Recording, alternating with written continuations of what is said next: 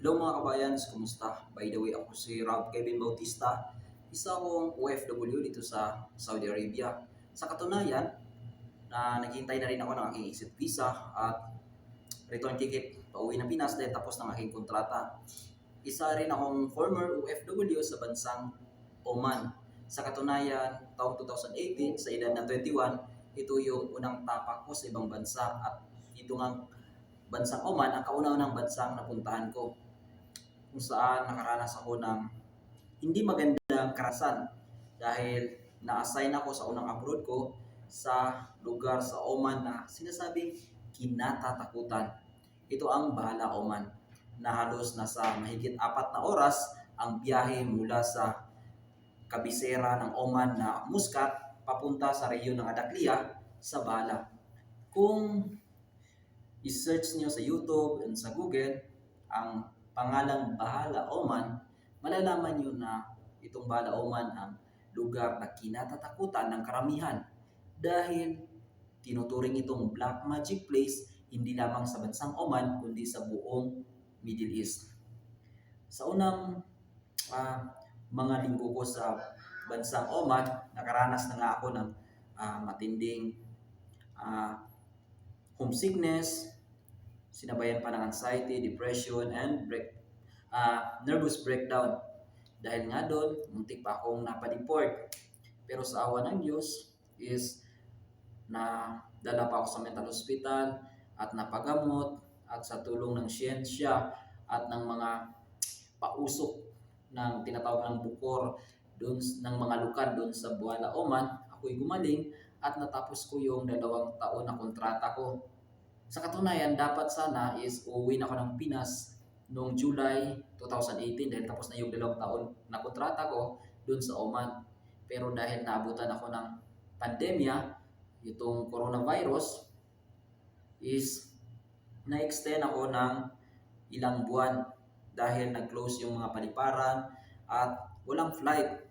At noong December 30, 2020 ay nakauwi na ako ng Pinas at nakapiling ko yung pamilya ko. At ang mahirap pa nga nung nakauwi ako is halos kalahating buwan ko pa nakasama yung pamilya ko kasi from Oman to Manila is na quarantine pa ako ng ilang araw sa hotel.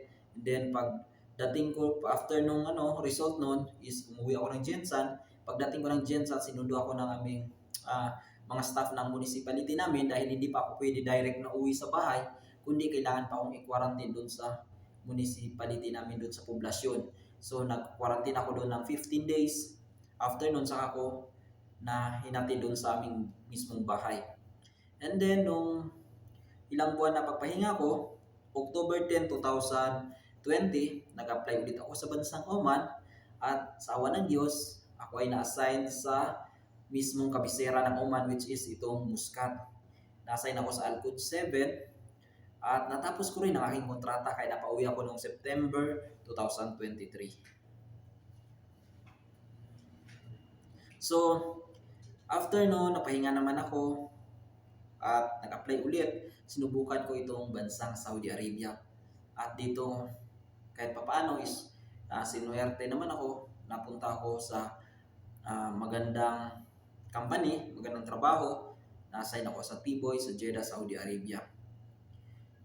So, nung karanasan ko doon sa Bala, masasabi kong parang isa lang panaginip yung unang abroad ko. Kasi doon ko naranasan yung hallucination, naranasan ko na parang may nakikita nga, nag-hallucinate ako, may mga bagay na parang akong sinasapian. Alam ko yung mga bagay na nangyayari, pero hindi ko makokontrol yung sarili ko. Para bang may ibang buhay na humahawak sa katawan ko.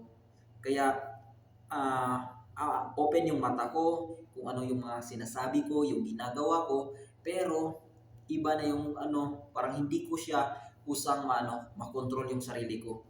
At sa tulong nga ng siyensya, mga gamot, pausok, at gumaling ako. Sa katunayan, nung pumunta ako sa Bala Oman, may kasama ako. Pangalan niya is si J. Bangat. Si J. Christopher Bangat. Siya ay tubong Davao at ako naman tubong Kiambasan gani. At nung galing nga ako nung galing ako ng Jensan papuntang Manila, siya pa nga nagsundo sa akin sa airport, doon sa NAIA, kasi wala na akong kakilala sa Manila. At tinulungan niya ako na mag-stay muna doon sa boarding house niya sa Maynila. Then, nakantay pa kami ng mga ilang linggo bago nagkaroon ako ng ticket papuntang Oman. Kaya nga, medyo yung pagkakaibigan namin ni Jay, dahil sa matinding naging karanasan ko dahil sa pangyayaring yun, nasira. At yun nga, hindi na dahil sa trauma experience ni Jay, dahil natakot na yun dahil natakot siya sa mga posible pang mangyayari, although unti-unti naman akong gumaling, kaya siya na yung nag-insist na umuwi ng Pinas at nakapagbayad pa siya ng 70,000 plus dahil nga hindi niya tinuloy yung kontrata. And nung dumating naman ako dito, after how many years, kasi umuwi si Jay 2018 yun, 19, 20, 21, 22, 23, 24. Nung dumating ako dito sa Saudi Arabia kasi 2024. So, chinat ko si Jay sa TikTok kasi di naman kami friends sa Facebook. Chinat ko siya sa TikTok na sabi ko, dito rin ako sa Saudi Arabia. At nagkataon na dito pa ako sa Riyadh noon bago ako na-deploy sa Jeddah. Kaya nakita kami ni Jay, dinalahan niya ako ng after how many years, almost 6 years, saka kami nagkita ulit dito na sa Saudi Arabia. So parang walang nangyari, nagkumustahan, nagyakapan, at saglit lang din yung pag-uusap namin. Nagdala siya ng mga grocery doon sa accommodation ko. Kasi that time kasi pagdating ko dito sa Saudi Arabia, wala pa ako, walang mga grocery, walang mga gamit. Kasi naghintay pa ako ng ilang buwan bago ako na-deploy sa Jeddah.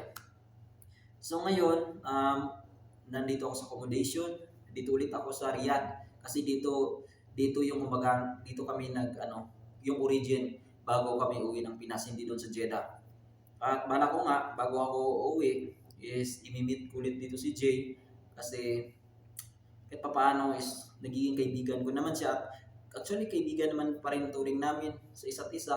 Napatawad naman niya ako doon sa nangyari kasi nga naging matindi kasi yung nung nangyari sa amin kasi munti ko pa siyang nasaksak, na-trauma pa siya nung nagkaroon ng suicidal na ginawa ko. Maraming mga bagay na parang kung isipin ko ngayon parang imposibleng nangyari pero talagang nangyari. At sa awa ng Diyos, ito, nakatatlong abroad na ako, ito patuloy pa rin lumalaban. Sa kabila ng mga naranasan ko na anxiety, nervous, yung pang sabi na parang nakulang, kahit sa kabila ng mga nangyaring iyon, naging matibay ako. Di ko naman masasabing naging survivor ako kasi yung anxiety, depression, hindi naman yun na isang beses lang pwedeng dumaan sa buhay mo. Pwedeng ilang araw, taon, pwede pa rin yan, kusa mo yan siya maramdaman. Ang importante, aware ka na sa mga ginagawa mo. Kapag alam mo na parang may kakaiba na, at least aware ka na paano dalhin, paano mo gawa ng paraan para libangin yung sarili mo. Yun ang kagandahan.